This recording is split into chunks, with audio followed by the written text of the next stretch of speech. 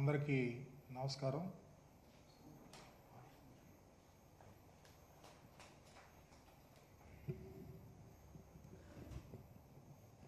ఈరోజు ఆంధ్రప్రదేశ్లో కూటమి ప్రభుత్వం వచ్చిన తర్వాత అరాచకాలకు అడ్డాగా నిలిచిపోయింది. ఎందుకంటే దారుణాలు కానీ, అఘాయిత్యాలు కానీ, అమానుషాలు కానీ పెరిగిపోయినాయి. కూటమి నేతలు దగ్గరుండి దాడులు చేయిస్తూ ఉన్నారు, గొడవలు చేయిస్తూ ఉన్నారు. రాష్ట్రంలో రెడ్ బుక్ రాజ్యాంగానికి పోలీసు వ్యవస్థ సలాం చేస్తూ ఉంది. అధికార పార్టీ నాయకులు ఏది చెబితే అది. బాధితులు ఎవరన్నా పోలీస్ స్టేషన్కి వెళితే తిరిగి వాళ్ళ మీద కేసులు పెట్టించే సంస్కృతిని ఈ రాష్ట్రంలో చంద్రబాబు నాయుడు గారు ప్రభుత్వం తీసుకొచ్చిందని చెప్పడానికి సిగ్గుపడతా ఉన్నాం. కూటమి ఎమ్మెల్యేలు వీధి రౌడీల్లాగా ఒక ప్రక్క ఆస్తులు ధ్వంసం చేస్తున్నారు, దాడులు చేస్తున్నారు, అఘాయిత్యాలు చేస్తున్నారు, మీడియా ప్రతినిధుల ఇళ్లకెళ్ళి భయభ్రాంతులు చేస్తూ ఉన్నారు. చివరికి అధికారుల చొక్కాలు కూడా పట్టుకొని భయపెట్టే పరిస్థితి ఆంధ్రప్రదేశ్లో దాపురించిందంటే ఆంధ్రప్రదేశ్లో కూటమి ప్రభుత్వ పనితీరు ఎలా ఉందో అర్థమవుతా ఉంది. ఎందుకంటే వీటన్నిటికీ కారణం చంద్రబాబు నాయుడు గారి వైఖరి. ప్రతిదాన్ని రాజకీయ కోణంలో చూస్తాం.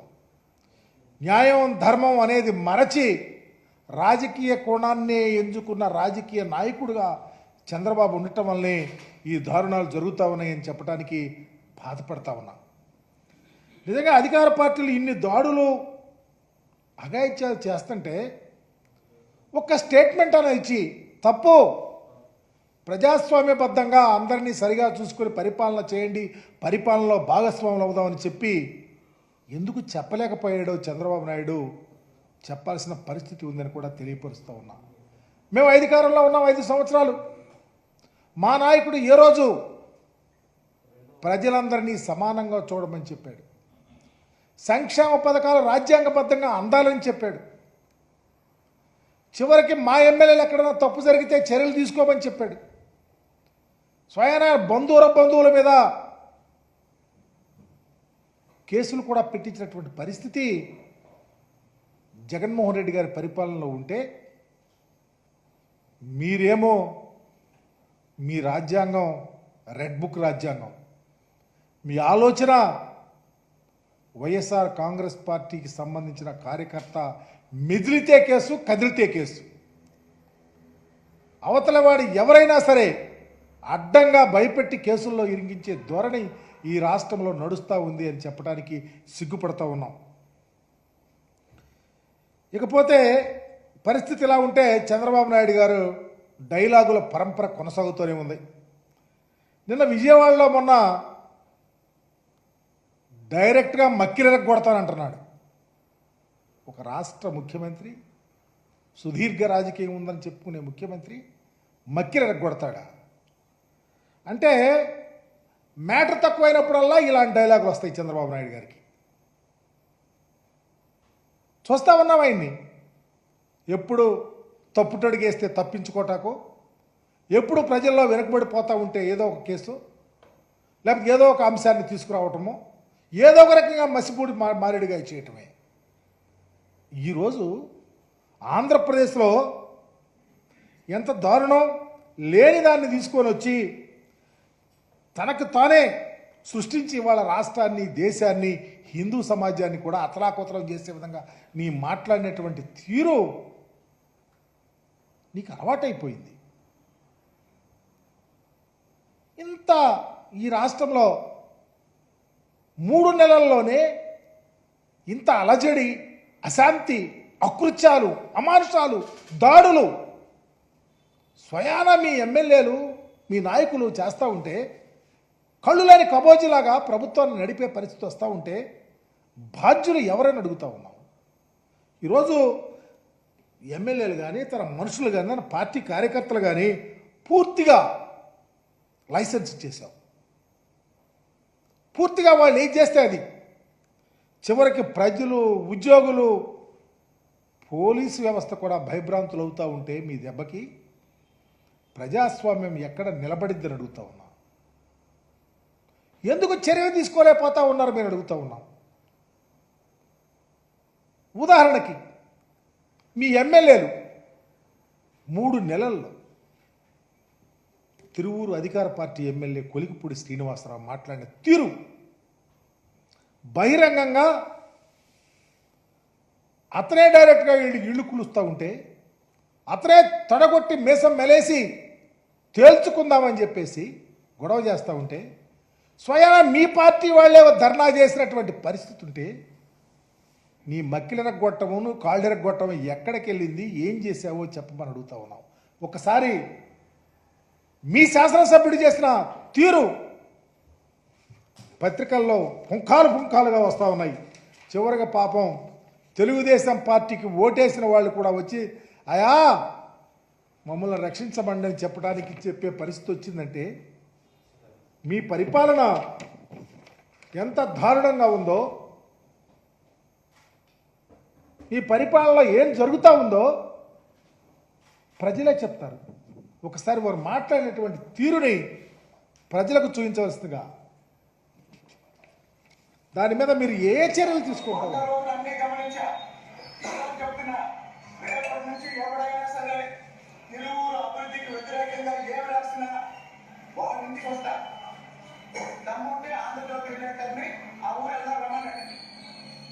అంటే నాకు డాక్యుమెంట్ అనుకుంటారా, భయపడ్డారనుకుంటున్నారా?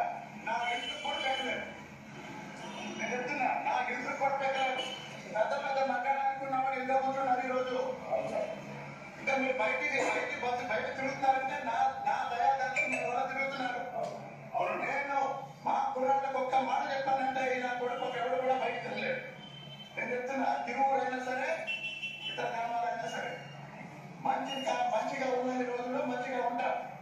కానీ సామాన్య మంచితనాన్ని కూడా పరీక్షిస్తే ఎవరికి 100 రోజులు అన్ని గమనించా. చెప్తున్నా, రెండోది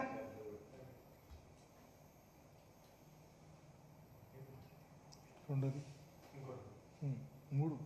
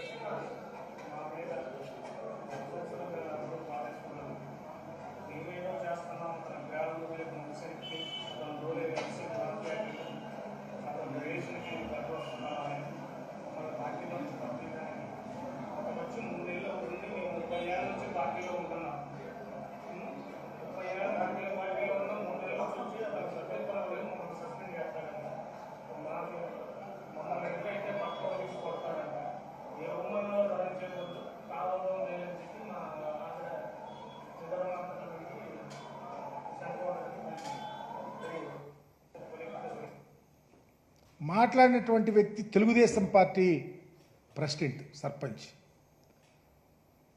స్వయాన మీ శాసనసభ్యుడికి ఇంత దారుణంగా బరి తెగించి ఛాలెంజ్ చేసి పత్రికా విలేకరుల ఇంటికి వెళ్ళి ఛాలెంజ్ చేసి రమ్మంటా ఉన్నాడంటే, నన్ను ఏమీ చేయలేరని అబ్యూజ్ చేసి మాట్లాడుతూ ఉన్నాడంటే, స్వయాన తెలుగుదేశం సర్పంచ్ వచ్చి భయపడిపోతూ వణికిపోతూ మాట్లాడుతూ ఉన్నంటే మీ పరిపాలన ఎటు వెళ్తా ఉందో సమాధానం చెప్పమని అడుగుతా ఉన్నా. ఎందుకో ఆయన మీద చర్య తీసుకోలేదని అడుగుతా ఉన్నా. రెండవ వ్యక్తి స్వయాన ఒక మెడికల్ కాలేజీలో ప్రొఫెసర్గా, హెడ్ ఆఫ్ ది డిపార్ట్మెంట్గా, మంచి చదువరిగా ఉన్నటువంటి ప్రొఫెసర్ మీద కాకినాడలో మీ ఎమ్మెల్యే, మీ జనసేన పార్టీకి సంబంధించిన ఎమ్మెల్యే దుర్భాషలాడి కొడితే చర్యలేవై ఒక్కసారి ఎంత దారుణంగా ప్రవర్తించారో చూడండి.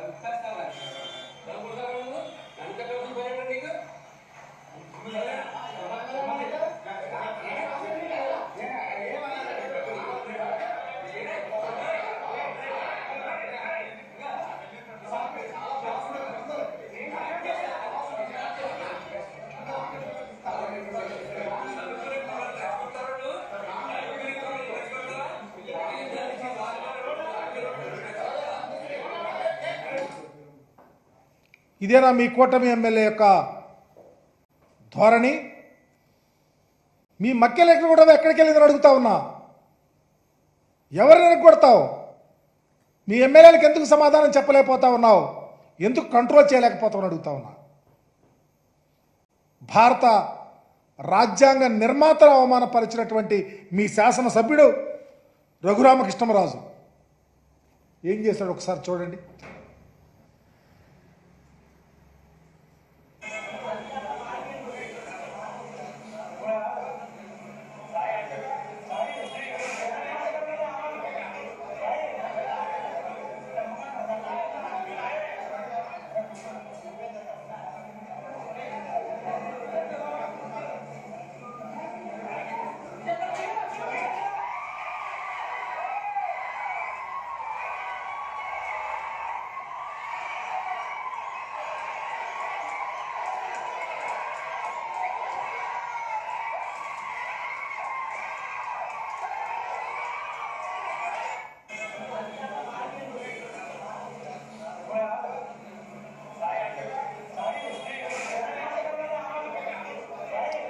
ఇది ఎక్కడ దారుణం? అస్పృశ్యత, అంటరానితనానికి నిలువెత్తు అడ్డం అహంకారంతో కళ్ళు నెత్తికెక్కి మీ శాసనసభ్యుడు నవభారత రాజ్యాంగ నిర్మాత ఫ్లెక్సీనే పీకేస్తా ఉన్నాడంటే ఈ రాష్ట్రంలో అస్పృశ్యత, అంటరానితనానికి అద్దం పట్టే విధంగా లేదా అని అడుగుతా ఉన్నాం. ఏ చర్య తీసుకున్నామని అడుగుతున్నా. అదే కాదు, నాళ్ళగడ్డ ఎమ్మెల్యే నా దగ్గర రెడ్ బుక్ ఉందని చెప్పి భయభ్రాంతులు చేస్తూ ఉంటే ఏం చర్యలు తీసుకున్నారు? యలమంచిల ఎమ్మెల్యే సుందరపు విజయ్ కుమార్ డైరెక్ట్గా మీడియా ప్రతినిధి తీసుకెళ్ళి కిడ్నాప్ చేసి కొడితే మీ చర్యలు ఏంటి? ఏ చర్యలు తీసుకున్నారు? ఈ సమాజానికి ఏమి ఇస్తారు మీరు? అదే కాకుండా నెల్లూరు రూరల్ ఎమ్మెల్యే అతను చేసినటువంటి అఘాయిత్యాలు, తాడిపత్రిలో స్వయాన ఒక విలేకరిని పబ్లిక్గా, ఒక సిఐని పబ్లిక్గా క్షమాపణ చెప్పించినటువంటి తీరుకి ఏమన్నా ఒక్కసారైనా మాట్లాడినారా మీరు? ఎందుకు చర్యలు తీసుకోలేకపోతా ఉన్నారు? అదే కాకుండా మాజీ ముఖ్యమంత్రి కొడుకు వాల్మీకి సామాజిక వర్గానికి చెందిన వాళ్ళని కోట్ల సూర్యప్రకాష్ రెడ్డి గారు అమానుషంగా ప్రవర్తిస్తే ముఖ్యమంత్రిగా నోరు కూడా మెదపలేకపోయేవే. మా వాల్మీకి కులాలకు ఎంత అన్యాయం జరిగింది, దానికి ఎవరు బాధ్యుడని అడుగుతా ఉన్నా. అదే కాకుండా స్క్రాప్ వ్యాపారం చేసుకుంటా ఉంటే అతనిని భయభ్రాంతులు చేసినటువంటి శ్రీకాళహస్తి ఎమ్మెల్యే బొజ్జల సుధీర్ రెడ్డి మరి మక్కెలు విరగొట్టే సంగతి ఏమైపోయింది చంద్రబాబు గారు అని అడుగుతా ఉన్నా. మున్సిపల్ కమిషనర్ నంద్యాలలో అయితే ఏకంగా మంత్రే దాడి చేసినటువంటి పరిస్థితి ఉంటే మాట్లాడరు, చర్యలు ఉండవు. దానికి సమాధానం ఉండదు. ఇదే మీ పరిపాలన. అదే కాకుండా మరి పుట్టినరోజు గిఫ్టుల కోసం ఒక ఎమ్మెల్యే గారు భర్త చేసినటువంటి అలజడి, ఇవన్నీ వస్తూ ఉంటాయి అనేకం. ఈ రాష్ట్రంలో మీరు ముఖ్యమంత్రి అయిన ఈ 3 నెలల్లో రాజ్యాంగం అపాసమవుతూ ఉంది. చట్టాలు ఎక్కడా కనిపిస్తలా. రెడ్ బుక్ రాజ్యాంగం నడుస్తూ ఉంది. చట్టాలు మీ చుట్టాలుగా తీసుకొని పనిచేస్తూ ఉన్నారు.